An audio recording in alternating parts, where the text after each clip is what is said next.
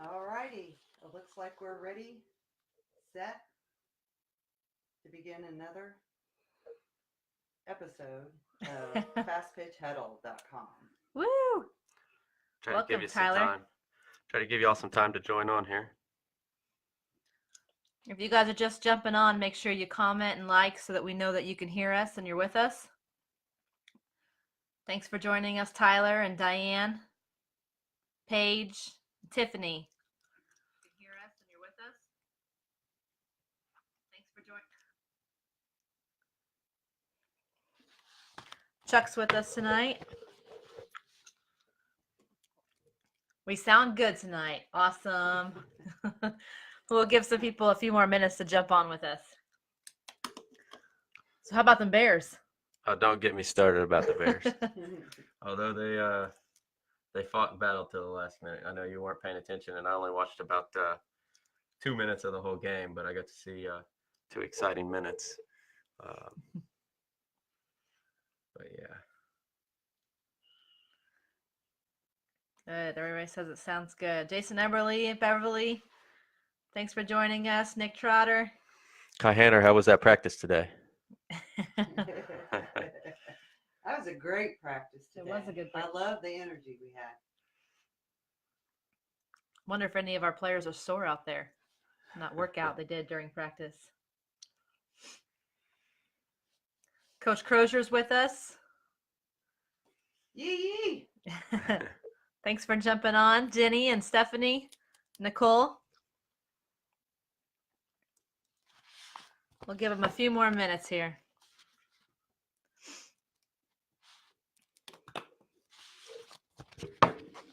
Yeah, I would say Claire's probably a little sore too, BC. Coach Crozier.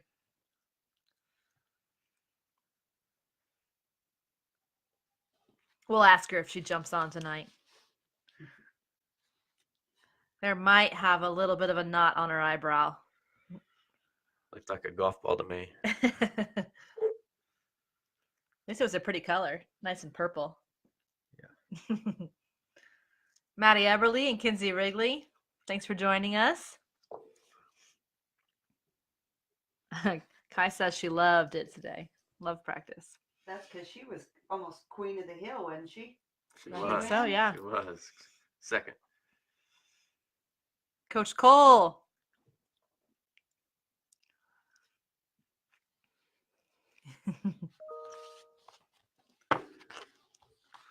Hey, from Western New York, Peter Calloway. Thanks for joining us. Crush Tidal Waves in the house. That's what I like to hear. All right. Should we go ahead and get started? Sure. Okay. Let's rock and roll. All right. Well, welcome back, Fastpitch Huddle fans. Coach K here alongside Coach DP and Coach Nolte, coming to you live from our studio in Mattoon, Illinois. Welcome back for those of you who were with us last week. Last week we discussed the emotions of the game. Okay. And this week we're going to talk about what it means to achieve greatness and how to achieve greatness. So as you're joining us, make sure you guys let us know you're here. All right. And if you have any questions during this discussion, it's more of a message tonight. We've got a good message for everybody. And it doesn't matter if you're a softball player, a basketball player, football player, mother, you work, whatever it is, all of this will help anybody in anything that they do. So before we get started, Coach Nolte has a trivia question to start us off. Dun, dun, dun. I've got a good trivia question for y'all tonight. Okay. What is the oldest continuous fast pitch team organization sanctioned by the ASA? If anybody knows, the ASA was sanctioned in 1933. Okay. So that'll give you a little clue. I'll give you another little clue. Okay. It's a Midwest team. It is a Midwest team. And they are still around today. They are still around. So work on coming up with that answer. And also just know at the end of the show or later on in the show, we're going to spotlight an organization tonight. So we've got some information about an organization that we'll spotlight. Pretty excited about that. And so let's dive in. You ready All to right, rock and yeah. roll? And Let's do it. if that answer comes through, stop me and let us know who wins the trivia. Okay. As we dive into our segment tonight, we always want to remind our audience the information we share is what we consider the best practices from our experiences and research. By no means is it the only way. And also, please fire away questions throughout the show. Slow us down, ask questions, and we'll do the best we can. We might have a winner already. Oh, that J. Cole. J. Cole got it. Pekin Letties. That is right. They were first sanctioned in 1933, and they were known as, I should give him bonus points for this if he knows what their original name was. I'll go ahead and tell him. It was the Caterpillar Girls. The Caterpillar Girls became the Pekin Letties, and they've been around since 1933. Nice. Wow, I'm impressed, Coach Cole. You'll get your free T-shirt whenever we get them finished. All right, digging back in. Achieving greatness. Players, coaches, parents. This topic goes for everyone. What does it mean for a student athlete to achieve greatness, or a coach, or for that matter, anyone? Achieving greatness is a never-ending chase. Okay, all softball players start at different levels with different abilities, different mentalities, different strengths and weaknesses, and altogether God-given talents that are at different levels. But it's what you do with those skills and how you develop those abilities that determine your greatness. On the softball field, every player is not going to achieve the same level of greatness, but every single player can strive to achieve that player's greatness if they fully commit to it. So there's a difference from being a good student, a good softball player, a good coach, a good doctor, a good mother, a good friend, and being great, being a master at your craft, a master at your skill, being the absolute best that you can be. And I know I'll probably get some people disagreeing with me, but being your own GOAT, okay, being the greatest of all time like Michael Jordan is in basketball, okay? No one will ever top Michael Jordan, or at least no one that I've seen yet. So you want to be your own GOAT, your own version of the GOAT, okay? You don't want to stand for mediocrity of your own self. So being your own GOAT, and this takes work. It takes hard work. And this chase that you're on, if you really want to be the best and achieve greatness, you're never actually going to fully attain extreme greatness. You're always chasing it. You know, the minute you think you've achieved it, guess what happens? Mm-hmm. You know, the minute you think you've achieved it, you get content and you slip down a rung. Or the line moves a little bit. The line grows, it goes up. People catch up to you too. It moves a little bit. Yep. So you got to keep going. You got to keep working. Absolutely. And just relating it to softball players, you know, we're dealing with a lot of middle school and high school kids. They want to make their middle school or their high school team. They want to make varsity. Great. You made varsity. Good job. Now you need to become a starter. Mm-hmm. Oh, so you become a starter. Nice work. That a girl. Now, what's your goal? You know, you need to be working to be all state. Don't be satisfied being a starter on your high school team. Become an all state player. Then you make all state. Excellent. You know, that's great. Happy for you. But what's next? You always got to be looking up. Now after you make all state, you need to be striving for that college scholarship or that college that you want to go play at. And then if you get to that college, and this is what we, you know, constantly, hopefully all the good coaches out there are preaching, when their players get recruited, that's when the work really begins. Because if any kid wants to go in college and not start, then they're not trying to achieve their greatness. Okay. So the minute you sign or you verbal to go play at any level of college, that's when the work really begins, because you want to go in and play right away. Mm-hmm. You know, how many players have gone through our organization and say, yeah, I just want to go watch other girls play. I want to sit and just be a part of the team. I mean, if that's the mentality, they're probably not playing for our organization or any of your organizations out there as well. So, and then when they achieve, you know, the playing time in college and they become a starter, there's always another level. Become an All-American. Don't be satisfied just being a starter. Be an All-American. And at some point, the college softball career is going to end, and then what? Start your career and become the best that you can be at your career. Become the best that you can be with your family. It just never ends. If you are looking to strive for extreme greatness, then you want to be the best version of yourself. You don't ever attain it. You just keep striving and keep working and keep going. I don't care if you're 20 years old, 18 years old, or our age, which I won't share. You better not share mine. I mean, that's what you both of you are still doing this today in your professions, right? I mean, that's what we do every day with softball. We're striving to learn as much as we can to become the most knowledgeable we can be with the game of softball or in our career outside of softball. Right. Always trying to learn from somebody. There's always somebody out there who does something just a little bit better, and you can. Hey, learn I'm something from still everyone. working on it. This video and audio stuff. So, We're getting better, Coach We're getting Nolte. better. We're Yeah. getting better. We're getting closer. But, that's the way I am. I'll sit there. I'll be on it all night trying to figure it out. Yep. Reading everything I can. Hey, I'd say that's why we're going to that coaches convention this weekend too. Yes. Yeah. Absolutely, to learn more about the game and to learn from other people that have more experience, Who have had success. and I don't care if you've coached softball for 5 years or 50 years. The game of softball evolves so fast, just like life. It's an evolving world we live in. Mm-hmm. That the minute you think you know it all is the minute you won't be a good coach anymore. You constantly have to strive for continuous improvement. Yeah, I like that.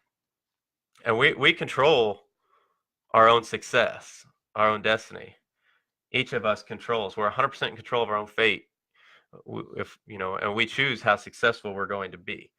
Now, and I'm not talking. I want to make this clear. I'm not talking about financial success or material success. I don't care about any of that stuff. Nobody at the end of the day cares about how much money you're taking with you, or what's your car, what's your house look like, how big a TV you have. That stuff's meaningless at the end of the day. I'm talking about mastering your skill, your profession, your position. Whether that's being the absolute best softball player, best pitcher, best catcher, best outfielder, best teammate, best coach, mastering your profession as a teacher, as a doctor, as an accountant, as a financial advisor, or even mastering how to be the best friend that you can be, the best parent, the best spouse. It's all, players, coaches, people that take extreme ownership of the process will achieve greatness at an entirely different level than those that don't. And so that's kind of it. It all ties together. Achieving greatness and taking extreme ownership go hand in hand. And especially in the game of softball, I really love the term extreme ownership. Mm-hmm. It's whether you're a player or a coach. And we probably touched on this a little bit last week, but when things go well, if you're taking extreme ownership, things go well, it's easy. But how do you respond when things go poorly? Is it because your mom and dad did this or that, or your coach didn't do this right? Things go poorly at the plate. Is it because of the umpire or because of your teammates, or the wind or the rain? The sun was in my eyes. If you take extreme ownership, there's no excuses on the softball field, in the classroom, at work, with your friends, how you treat them, how you treat people in general, with your family, and all those excuses. It's just BS.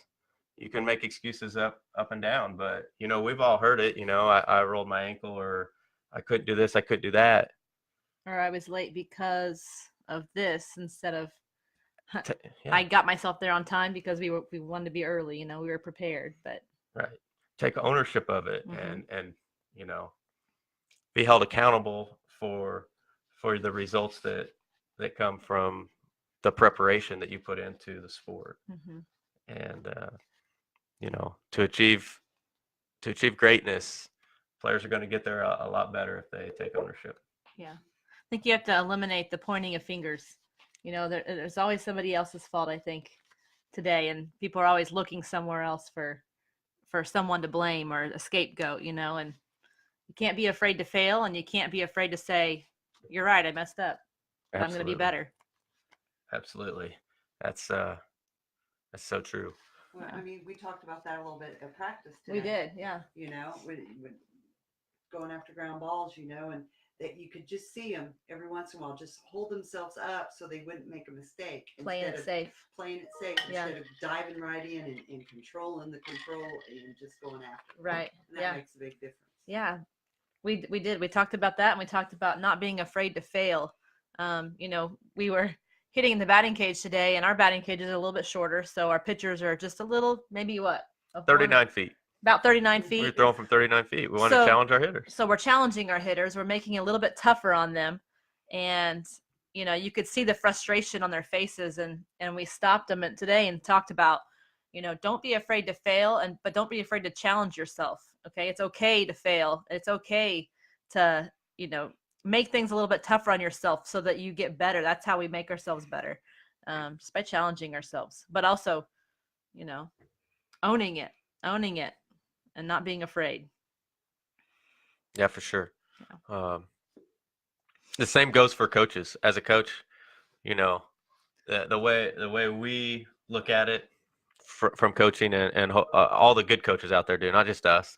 You take credit for all the losses and struggles. Okay, when your team struggles and lose, that's on the coach. When your team wins and has success and plays well, that's on the players. Mm-hmm. If you're really bought into the concept, and that's what a leader that takes extreme ownership looks and sounds like.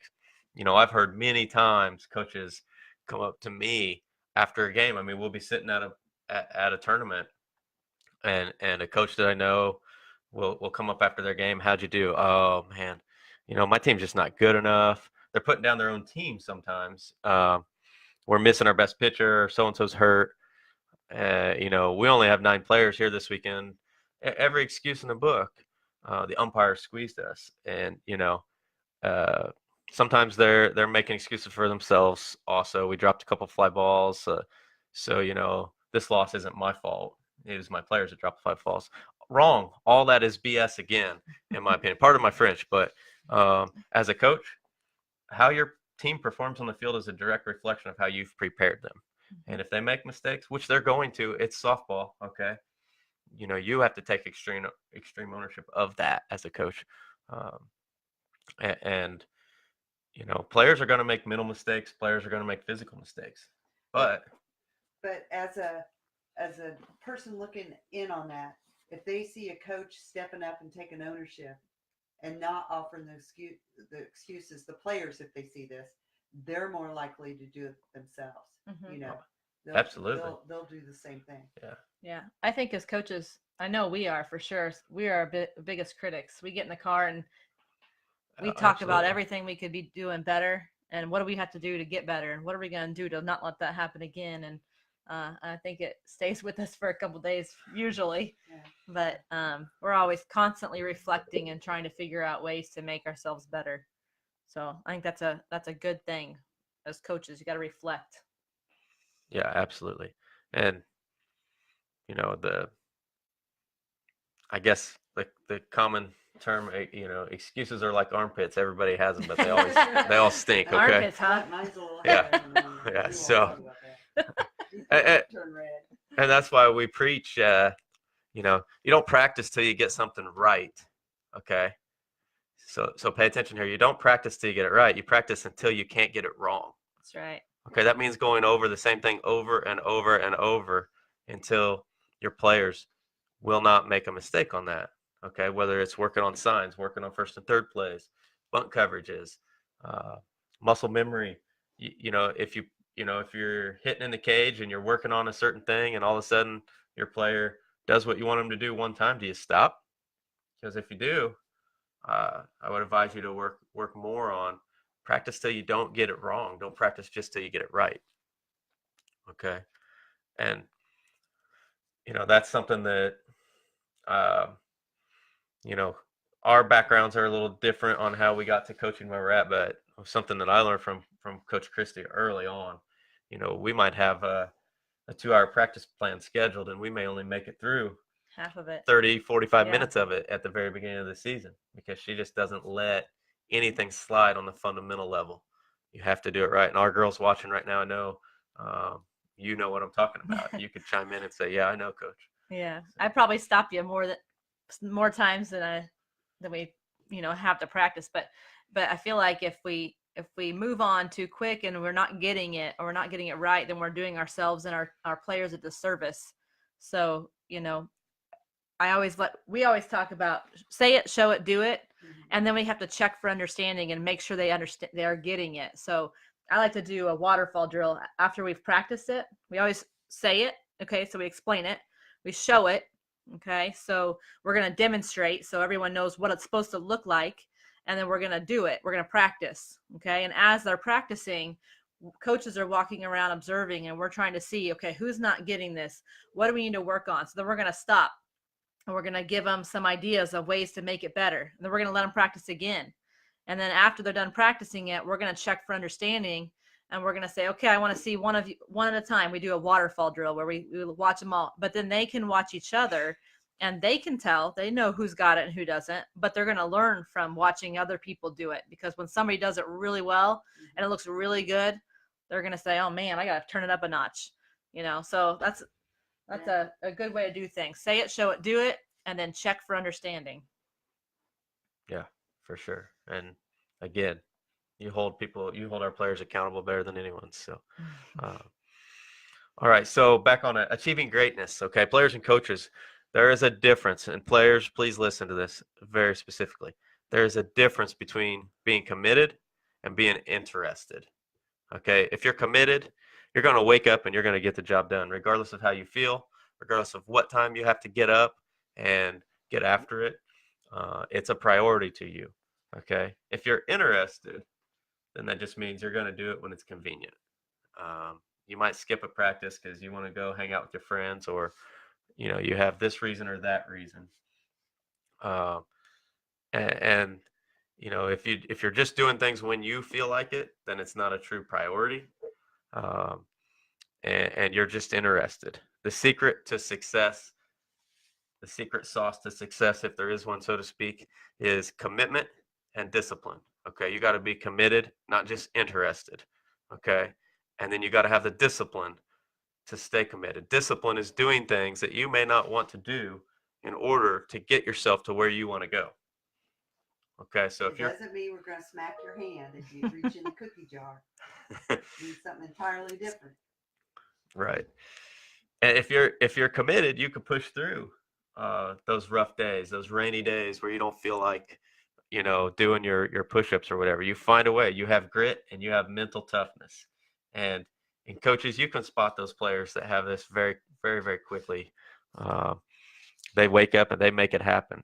And they're trying to achieve greatness by mastering their field, their craft, their skill. Those are the gamers. We like gamers. Yeah. They're up for anything.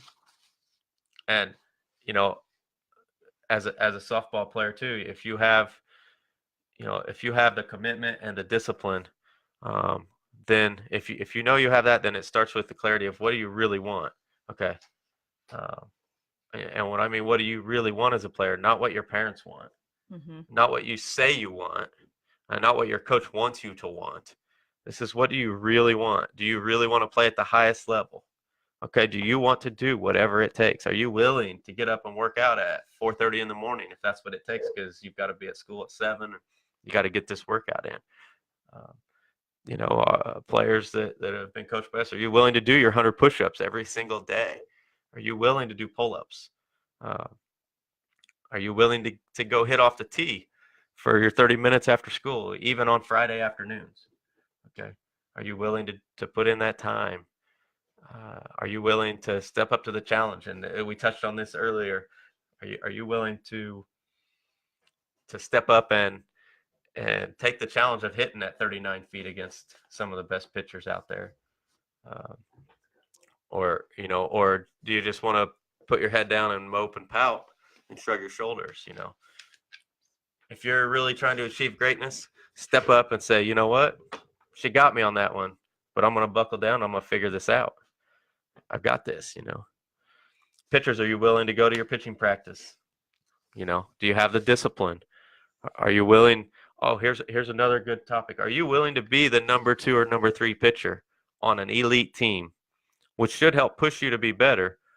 Or once you find out you're number 2 or 3, are you going to go run and look for another team where you don't have to compete as much? You know, that's Like going to that. determine your greatness. And, Yeah. you Says a know, lot about you as a person too. Yeah.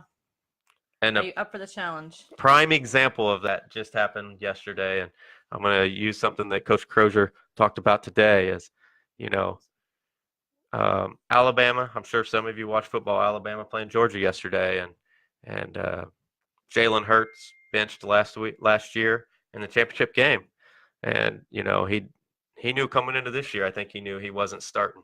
But did he quit? Did he leave? No, he continued to work his butt off. He got better. And last night, when his number was called because of an injury, he stepped up and got the job done. And I'm not an Alabama football fan necessarily, um, although they do achieve greatness. Um, I just think it's a great story that too many athletes today just give in and look for something easier. They take the easy road out. I feel like too often today. Now there's circumstances sometimes involved, but sometimes it's just because I'm gonna have to work too hard. I mean, They when don't you wanna really have to think about it, compete. exactly. When you really think about it, if Coach Saban at Alabama is playing one quarterback over the other, he's not doing it to start the second best quarterback. No. He's starting whichever one's going to perform better. So if you were the best and someone else steps up and gets better, guess what? Work harder and get back on top, and he'll put you in. And that's the same way with good softball coaches. A lot of the times too, the players know. I mean, I'm sure he knew he had to work hard to get that opportunity. You know, and that's why he did. It's the same thing with players. You know, they're at the practices, they see what's going on. A lot of times, parents don't get to see all that, all the time put in the practices, and they don't get to see what the coaches see. And you know, the players always know. I think if they're realistic with themselves and they have good self-awareness, then they know where they're at and what they have to do to get better. And if there's someone a step ahead of them that they gotta push after to go after. So Absolutely. Yeah. So on the same note, where are you willing to be second string and work hard? Are you willing also to are you willing to cut out soda and drink water, drink something healthy? Are you willing to are you willing to put the absolute best nutrition in your body to help you perform? And that's a topic for a whole nother day, but I just find it so crazy that our young athletes, they want the absolute best technology. They want the best glove, the best cleats, the best helmet, the best bats, obviously. But then you see them over there drinking a Dr. Pepper. I'm like, come on, what's going to really make you perform better? Is that bat going to make you perform better? Or is that body that you only have one of in your life? Okay, take care of it. Now, I mean, I'm guilty as the next person. So, it's one of those things that it's tough. It takes discipline. you got to fuel your body, fuel it to do the things you want it to do. If you want to be able to compete at the highest level, you've got to fuel it with the best equipment you can find. And that's the best, the healthy food, something that's going to give you energy and not drag you down, or not, give you a sugar high, and then you're going to drop down to the bottom. You just got to fuel yourself, be smart, and take care of it. It just takes baby steps sometimes, just starting it out. Yep. Starting out and just keep working at it. Yep. But everything's important. All those little things. And the same goes for the knowledge. Are you willing to spend the time with working on your mental approach? Reading Mind Gym, a book out there, or reading The Champion's Mind. There's a book also for the younger kids. I would recommend it for anybody 12 and under on down. It's called Bring Your A Game. Yeah. Bring Your A And if anybody posts, I can send them the Amazon link for that. But it's also a great book. Yeah, those are all three great ones. Yeah. That's about being a sponge and soaking up that knowledge. I mean, knowledge is power, and knowledge of the game. I mean, how many times do we talk to college coaches and they ask that question? What's this player's knowledge of the game like? It makes a difference. It all molds you in. If you really want to be the absolute best, the GOAT of yourself, you have to work on all facets of the game. And they all of these things that we just talked about take discipline. Now listen closely here. This is something that hit me really hard when I first heard this, and it makes complete sense. The pain of regret weighs tons. Okay, the pain of regret weighs tons. while the pain of discipline weighs ounces. Okay? So what that means is if you can stay disciplined, yeah, it weighs on you, but it's just ounces compared to what the weight of regret's going to be whenever you don't put in the time and you don't become the best version of you. So never sacrifice what you want most for what you want now. And that, don't skip your workouts just to get that extra hour of sleep. Okay. It's like instant gratification we're so used to these days. Yeah. It's a process, and you got to have your priorities in line and stick with it. Don't miss your hitting. Just you can go to the movies with your friend. You can do both. Do your quality hitting and then go to the movies. Okay, hang out with your friends, but get your priorities done first. Practice your pitching. Go to speed and agility. Multi-sport athletes. Just because if you want to achieve greatness in multiple sports, that's great. But if you have a goal to do that in softball, then after basketball practice gets done at 5:30, 6 o'clock, 6:30, you got to go get some swings off the tee, and you still got to work on getting stronger. Get swole. The choice is yours, players. The choice is yours. And this is another topic I like to touch on. There's one thing in this world that no matter how much money you have, you cannot go buy more of this. Let's see if our players know what he's talking about here. No matter how much money in the world you have, you cannot go buy more. You cannot go plant it in a field and hope it grows. You cannot go to the grocery store or Walmart and pick some up. You cannot make more of it at a factory. It's time, okay? You cannot make time. You cannot buy time. So don't waste it. Do not spend hours glued to your phone worrying about the next gossip BS on social media.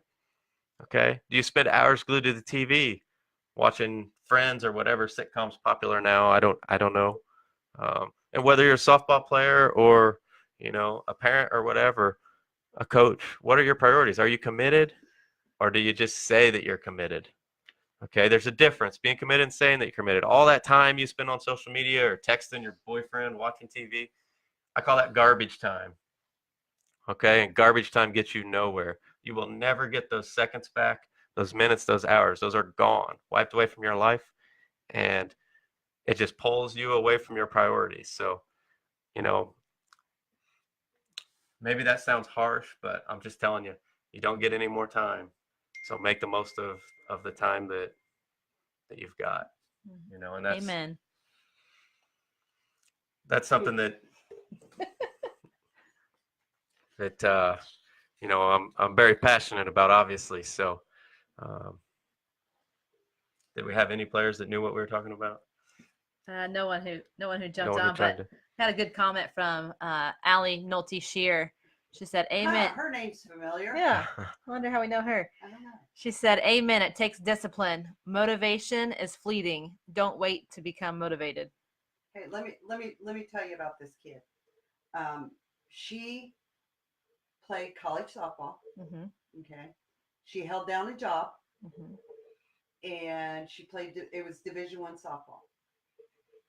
When she got married, she started teaching. She was a biology teacher, science teacher, and she had her first kid.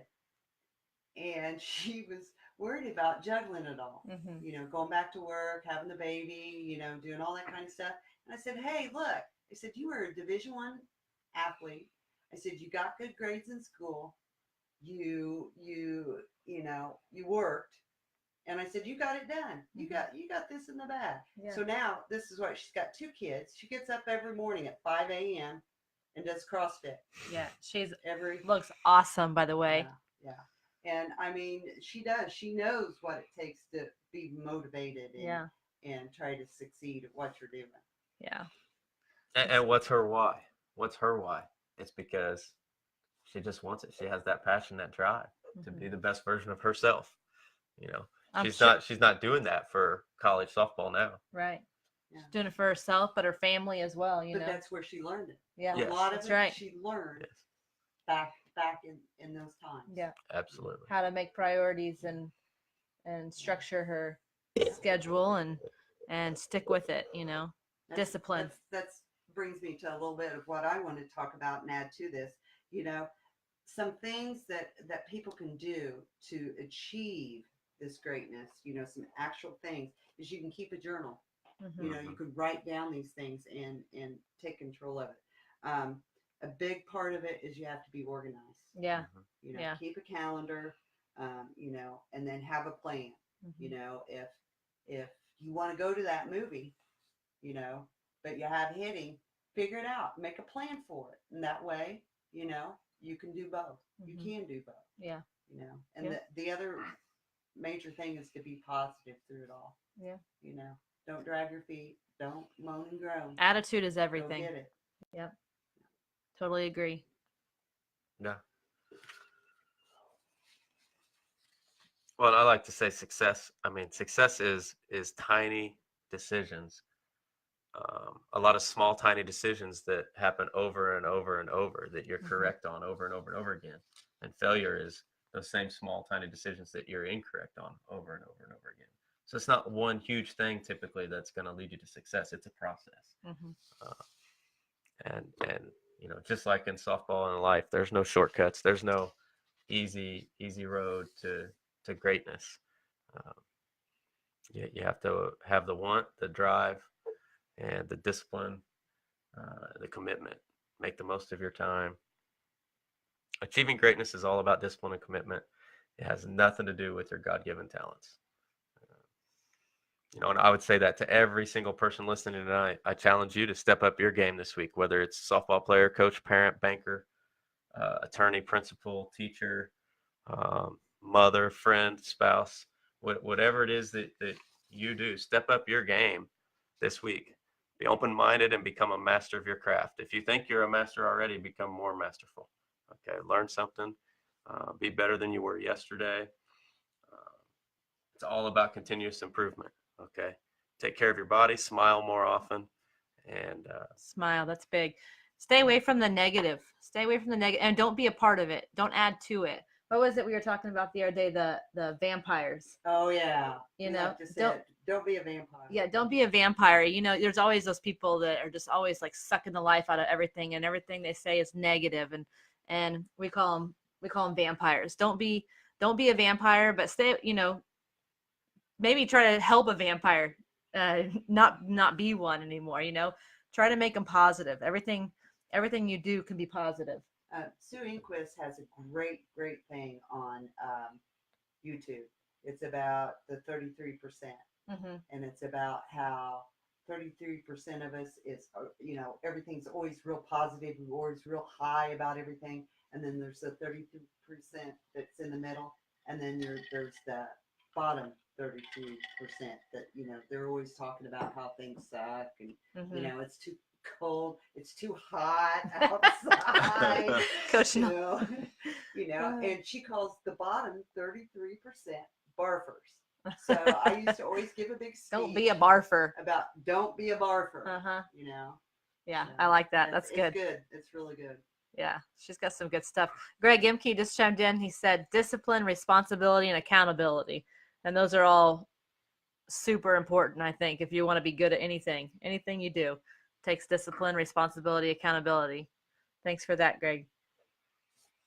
all right. Let's transition over to our spotlight, Coach Nolte, our organizational spotlight. We've got the Crush Tidal Waves organization. So Coach Nolte is going to tell us a little bit about the Crush Tidal Waves. Crush Tidal Waves Girls Fast Pitch Organization is a girls fast pitch organization from the northwest suburbs of Chicago. They're up around near the Crystal Lake, Illinois area, and they have, I think, 10 teams, or I know they have.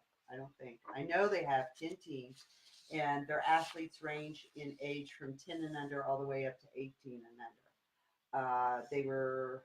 They also offer a 12-month training program, which includes indoor and outdoor practice facilities. Each team plays 70 to 95 games per season.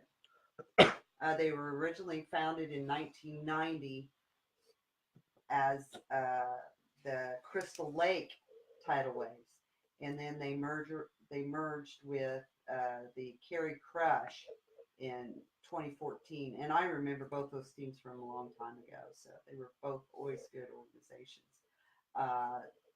They compete in some of the highest level tournaments each year. They play PGF, U-Trip, USA softball. It used to be the old ASA, and it's kind of hard not to say that all the time still. They have high school players that have earned all conference status, and they have also had kids go on to play at the collegiate level. They've also got a brand new training center. It's called Next Gen. I haven't seen it yet, but hopefully I'll get up there and take a look at it. It has a 15,000 square foot indoor training facility. Wow. Okay, and it's dedicated to softball. They have a full infield.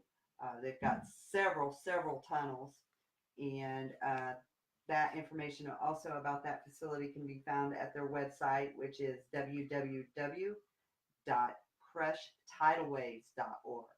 Some upcoming events that they have going on are the Penley Duo softball clinic. We've highlighted this a couple weeks ago. The Penley Duo, both players play for the USSSA Pride, and that clinic is going on Saturday, December 8th. They have 12 and under from 10 a.m. to 12:30, and at 1:30 to 4, they have the 13 under. This involves, they give a welcome and a warm up. They go over hitting and fielding. They have a question and answer period, and each camper gets a souvenir. They also have several academy nights, the CTW Academy on January, on looks like 4 or 5 nights there. And you can also find out more about those kind of things at their website. The last thing is they do offer a spring USSSA tournament. It's called the 4th Annual Spring Fever in Cary, Illinois. It's for 10s, 12s, and 14s. It's April 27th and 28th. It's a 5-game guarantee, 3-pool, and double elimination. The registration is open. Payment of $552 is due in March 2019. And that's the Crushed Tidal Wave organization in Crystal Lake, Illinois. Website. No, go ahead. Go ahead. You can do that. I was just going to say, I love what I saw there on some of the stuff you touched on, how they've got beginner, intermediate skills classes starting at age 6, Yeah. 6 to 10. Mm-hmm. And I mean, their facility just sounds outstanding. So I can't wait to stop in and see it sometime up there. So thank you, Crush Tidal Waves, for reaching out to us. And as Coach Nolte was saying, www.crushtidalwaves.org to find out more information. We had a question from JD Danier. He says, how much work do you think 14U players should be doing this time of year outside of team practices? What do you guys think? It depends what their goals are. I would say with our experiences, obviously it depends. 14U is at that level where you have some kids in middle school, some kids in high school. So get split up a little bit where the springtime, maybe your team's young and you can play in the spring, maybe it's not. But I feel like if a 14U player wants to be an elite player and they feel like once a week's enough, I think they're wrong. I think they've got to be doing all the little things. Speed and agility is something that we believe in heavily with our younger kids, especially. Maybe they're in middle school and they're not in a real weight training program yet. So we offer that 2 times a week for our younger athletes. Well, for all of our athletes. And outside of that, hitting off of a tee, just getting some work in all the way around. Yeah. It just depends what level do they want to get to? What's their goal? What's their priority? Yeah. I think at 12U and 14U too, it's important for them to play other sports. We like multi-sport athletes. I think college coaches do too. But, as they get older, they have to eventually make some decisions. But at 12U and 14U, it still also has to be about having some fun, okay, developing and just learning knowledge of the game. So that's important at 12 and 14U. It's important to take some time off. We usually try to give our kids some time off in December when there's not much going on. a couple weeks, and then we jump back in January, try to get them ready before high school ball season starts. At 14U, you've got some of those kids that are playing high school ball, then the other ones are trying to play in the spring, so they may get a little bit more time off or spread things out a little bit. But I think you're right. I think they still have to put time in if they want to be good at anything, and one time during the week is not enough. And it doesn't have to be 2 hours a night. It can be 20 minutes of Right. doing some push-ups. Yeah. It's some quality. not quality quantity. time. Yeah. Absolutely. You can do something for 10, 15 minutes. Yeah. If and- you're and a get better. pitcher, you can have a tennis ball in the car, and when you're driving in the car, squeeze the tennis ball, make your forearm stronger. Little things like that. We have those little wrist clenchers, and our kids will sit there and use those. If you're watching TV or while you're studying or reading a book, you can work on your forearm strength. Or if you're gonna sit around and watch TV, instead of sitting and watching TV, do squats, do push-ups, do sit-ups, whatever it is. I was talking to a young mother this week, and I said, it doesn't take a whole lot to set up just a little tee hitting station. Mm-hmm. I said, if you got a garage, a downstairs basement, that nothing's going to get broke. I mean, you can use foam balls, Right. and Those whipples. little plastic yeah, hit balls, yeah, yeah. It doesn't matter what size ball, but you can take a tarp and a blanket and hang it up, out away from the wall, and take that tee and set it there and just hit. Mm-hmm. You're not. Don't use real balls in the Yeah. house, but Yeah. you can use foam balls. You can get creative too. Yeah. I think I've seen people use a traffic cone, like a tall traffic cone. If it's too short, get down on your knee and you can work on your top hand, bottom hand with it. You can do all kinds of drills, things like that. If you can't afford a $55 jugs tee or whatever it is, there's different types of equipment out there, but you can get creative with what you're doing, and there's always something that you can do at home. And JD, probably for another night we'll get more into this, but probably at second year 14s and on up, the sport of softball, to be at the elite level, it unfortunately has become a year-round sport, and that's not something that any of us three coaches here like. But if you want to compete at that level, You got to keep up you with have it. you have to motivate your players to continue to work on their game. Now, that doesn't mean you don't give them time off, like Coach Kay said. We try to give time off in December. Our older team, I think, has the entire month of December off, except one practice maybe. Then they go back at it in January. One of our teams that's playing in December will then have, after that tournament's over, they'll have some time off. And, the younger teams, we always give a month or two off between the fall and winter. So you have to find ways to give time off. You have to let your pitchers take time off, extended time off for your pitchers. Okay, so don't be playing every weekend. Don't throw live at practice all the time.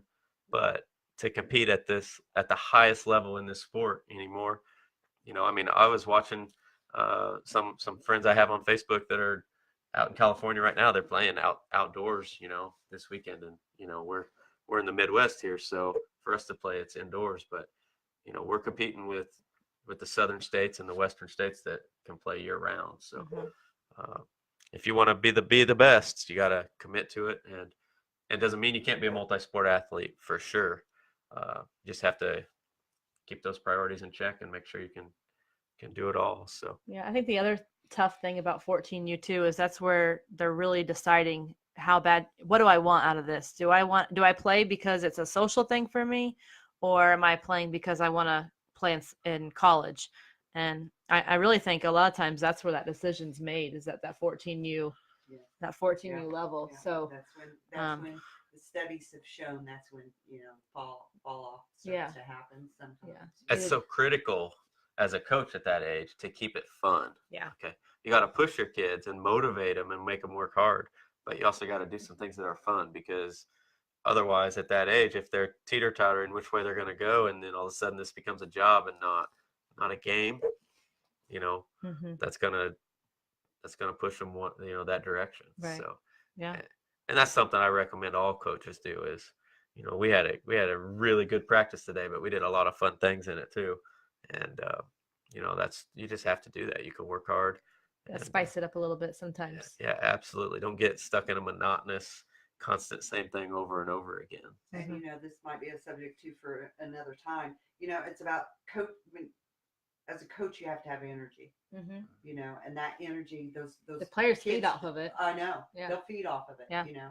and that's a big thing. You've got to have energy. Yeah. You got to have energy. And that energy, I mean, you can bring energy the minute practice starts, but you got to prepare and plan for your practice. You can't Oh, just yeah, show yeah, up and turn the light switch on and have a good practice either. Mhm. It's, that's always said to the girls, you should be here. If you're on time, you're late in our organization.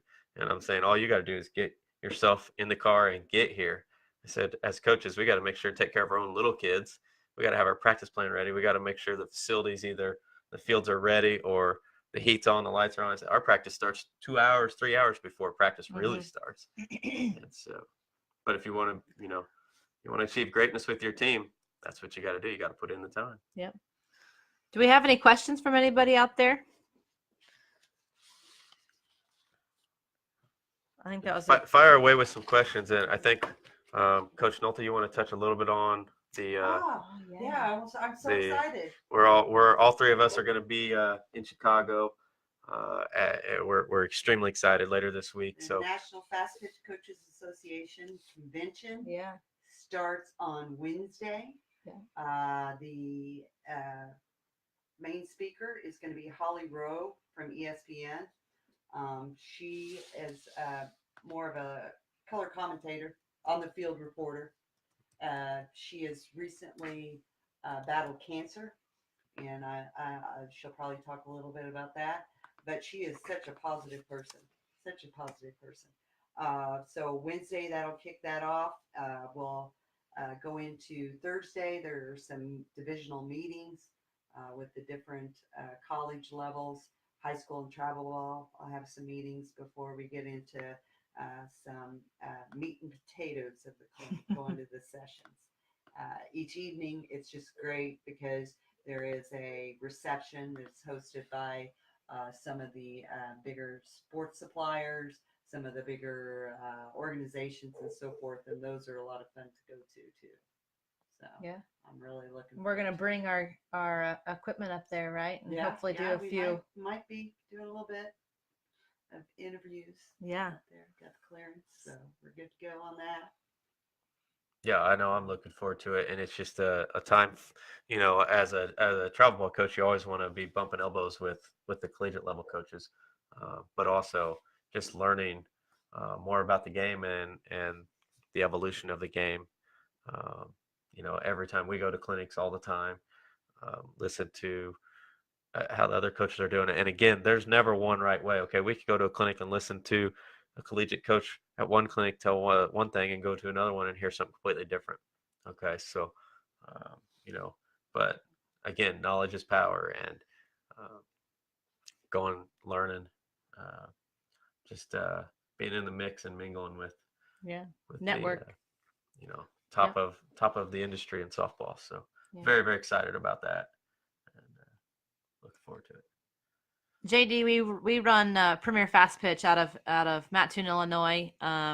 We coach the 16U team, but we have a 12U team, a 14U team, 16s and 18s. So we're out of Illinois, Premier Fast Pitch. All right. Any other questions before we sign off? Thank you, everyone, for joining in, commenting, tuning in. Go ahead and comment a little bit more about our upcoming Facebook Live schedules, maybe a little bit what we're thinking. Yeah, so obviously we've kind of been doing this hit and miss a little bit right now. We're going to get on a more regular basis with our Facebook Live events, these live streamings starting in 2019.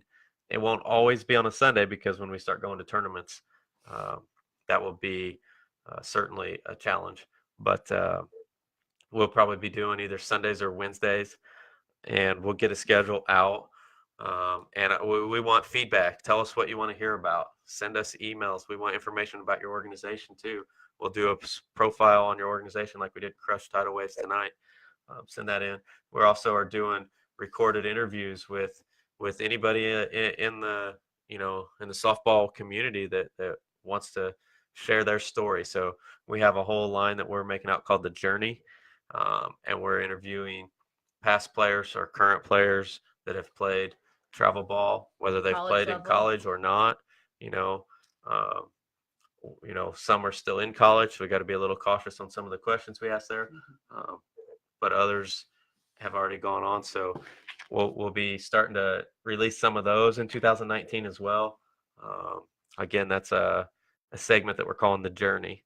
I'm really excited about that. We're also hoping to get a chance to interview a few professional athletes and some people in the professional industry, whether it's baseball, softball, you know, the psychology aspect of the game, those kinds of things. So some fun things coming up for you.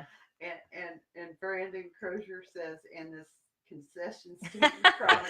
Yes, we have a coach in our organization who's going to try a hot dog at every tournament we go to, and then he's going to rank them. Take a picture of the hot dog and rank them. Coach Crozier, I thought you were working on slimming down. That's not going to work too well. Your wife's not going to be happy with you. All right. Well, thanks again, Fastpitch Huddle fans, for tuning in tonight. We certainly appreciate it. This is a blast for us. We all have fun doing this. So fire questions away at us, shoot us emails, let us know what you want to hear about, and we will hit it up. As we leave you tonight, always remember to strive to be 1% better every single day in the game of softball and the game of life. And remember, always respect the game. Good night, everybody. Thank you.